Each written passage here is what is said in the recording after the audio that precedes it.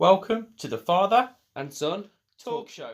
Hi guys, and welcome to another video. Yes, it is here. We are on the weekend of WrestleMania. Yes, it's finally here. And the road has come to an end. Yeah, well, it hasn't come to an end. It's really right on the peak, isn't it? Obviously, we had the WWE Hall of Fame last night. Friday night. Yeah, Friday night.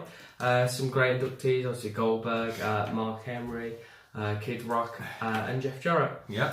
And then tonight we have NXT Takeover in New Orleans. Yep, this is true. Yeah. First off, we're going to do the reviews of Raw and SmackDown, and then we're going to do on another video. We're going to do the predictions for NXT and obviously WrestleMania. Yeah. So we're going to go into the news just after the break. Hi guys, and welcome to the news. So the first bit of the news we have for you that recently got released this week that we actually put on our Facebook page, so you can, after this video, go and check this out. But it's that former WWE superstar Vladimir Kozlov wants to face Brock Lesnar in MMA. So we obviously all remember Kozlov. If you don't, he was mostly signed to ECW in his latter career, wasn't he? And obviously when that went, he kind of left WWE. But yeah, his name was the Moscow Mauler, and he was, this big giant. He was supposed to be scary. He was good. He was good, but an early career, but he just kind of went down in the pecking order. But just a little bit of information on Kozlov. Back in 2006, he did have extensive background in various different forms of martial art like kickboxing, judo, amateur wrestling and jiu-jitsu. So he was on the Roman show. That's not the Roman Reigns show, is it? No. It would be funny if it was though. But yeah, he was asked questions about wanting to face Brock Lesnar, and he said things like, he's a strong professional person, even when he doesn't actually follow to the script and decides to clatter Braun Strowman in the head and also swear at him.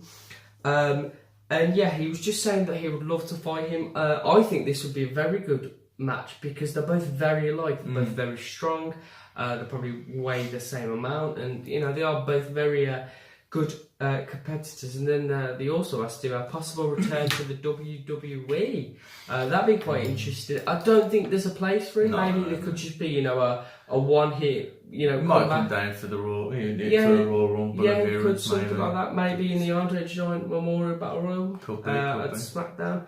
So yeah, he's just he's saying that WWE is staying in his heart and everything like that. And so yeah, interesting to see that came about. Yeah, it's good because obviously it's a good one that that Brock Lesnar can go against. First off, back into the world of MMA. He's not obviously going to take on the world champion straight off. Yes, so it's good to see him. He could easily sort of slip into a match with him to get both of them some bit of some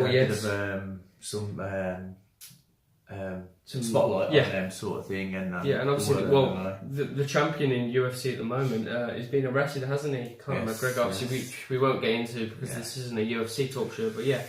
Interesting. So, on another, we had obviously, as we spoke about it earlier on, we had Jeff Jarrett being inducted into the Hall of Fame. Now he did a song with My Baby Tonight. It's actually going to be re-released, and the money being raised from the re-release of this film. From this song, he's going to the Conor Cure. So that's really good to see that they're pushing obviously this out.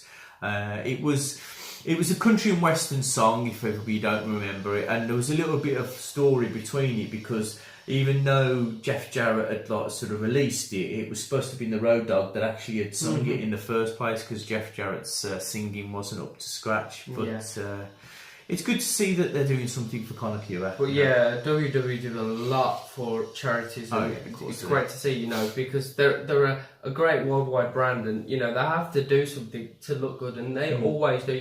They've got wrestlers that always do it. So obviously John Cena's the most notable one. You've got so many wrestlers. Mark Henry does loads, and you've got all these fantastic things that WWE shows, and it just shows that they're not just a company; they're also helping out people. It's great to see.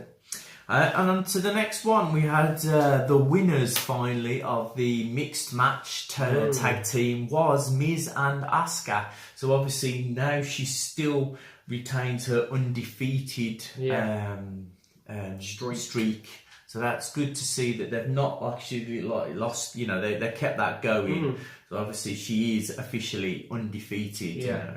See, I could see this from the start when the Miz and Asuka were first announced to be together. I was like, yeah, well, obviously they're going to win because they ain't going to give Asuka, they ain't going to let Asuka lose because you know that just will look bad on Asuka's part. And then people were going, wait, so she's lost in the mixed match, so technically she's still not. She's still fine. She's, you know, her streak has been defeated.